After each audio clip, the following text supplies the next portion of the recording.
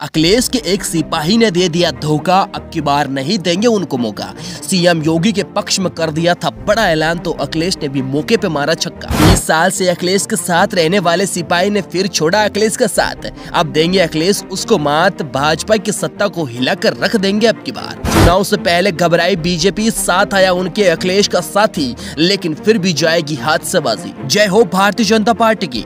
एक शख्स जो सालों से समाजवादी पार्टी के साथ था, आज भारतीय जनता पार्टी ने उसको भी अपनी जेब में डाल दिया। राजनीति में आजकल सब कुछ उलटफेर हो रहा है। कोई समाजवादी पार्टी से बीजेपी में जा रहा है, कोई बीजेपी से समाजवादी पार्टी में आ रहा है और बचे कुछ नेता कांग्रेस में जा रहे हैं। भारतीय जनता पार्टी तानाशाही करके राजनीति चला रही है, क्योंकि देश में लोकतंत्र बचने जैसा कुछ है ही नहीं। राजनीति इन दिनों धीरे धीरे तानाशाही जैसी बहुत बड़ी खाई में गिरती जा रही है। लेकिन फिलहाल हम ये बात कर लेते हैं कि अखिलेश यादव को कौन सा बड़ा झटका लगा, लेकिन उससे पहले समाजवादी पार्टी का एक और दाव फेल हो गया है। बताते हैं आपको, वीडियो के साथ बने रहे। तानाशाही करके बीजेपी हासिल कर रही है अपनी सत्ता। अखिलेश ने निकाला 2024 के चुनाव का पर्चा। उत्तर प्रदेश में राज्यसभा की 10 सीटों के लिए मतदान के लिए 24 घंटे से भी कम समय का वक्त बचा है। इससे पहले समाजवादी पार्टी को तगड़ा झटका लगा है। माना जा रहा है कि सपा प्रमुख अखिलेश यादव की डिनर पॉलिटिक्स भी फेल हो गई है। सूत्रों का दावा है कि सपा प्रमुख द्वारा आहूत डिनर में 8 विधायक नहीं पहुंचे हैं। दिगर है कि राज्यसभा की 10 सीटों के लिए 11 प्रत्याशी मैदान में है। इसमें से 8 बीजेपी और 3 सपा के हैं। बीजेपी को अपने सभी विधायकों को जिताने के लिए 8 और विधायकों की जरूरत है, वहीं सपा को 6 वोट चाहिए। 403 विधायकों वाली यूपी की विधानसभा में बीजेपी के 252, सपा के 108, कांग्रेस के 2, निषाद पार्टी के 6, सुभाषपा के 6, अपना दल एस 13 और जनसत्ता दल लोकतांत्रिक के 2 विधायक हैं। इसके अलावा एक विधायक बसपा का भी है। हालांकि इसमें से 4 सीटें खाली है और 2 विधायकों को जेल से आकर वोट करने की परमिशन नहीं मिली है।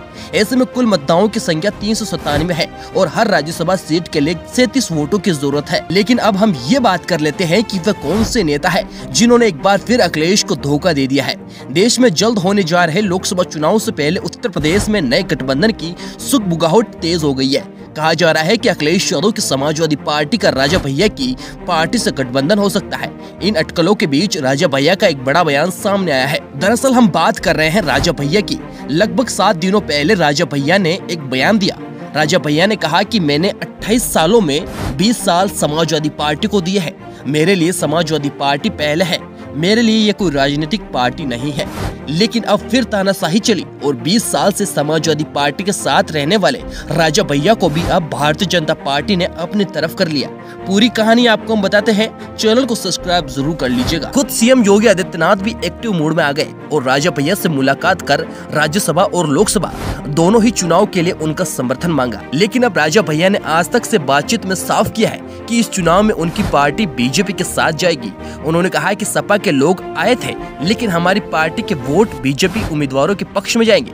जी हाँ, ये वही राजा भैया है जिन्होंने राजनीति से पहले समाजवादी पार्टी को चुना था और इससे अखिलेश यादव को भी तगड़ा झटका लगा है। लेकिन इसका कोई खास असर समाजवादी पार्टी को नहीं पड़ेगा, क्योंकि अखिलेश यादव और राजा भैया की पहले से ही अनबन थी।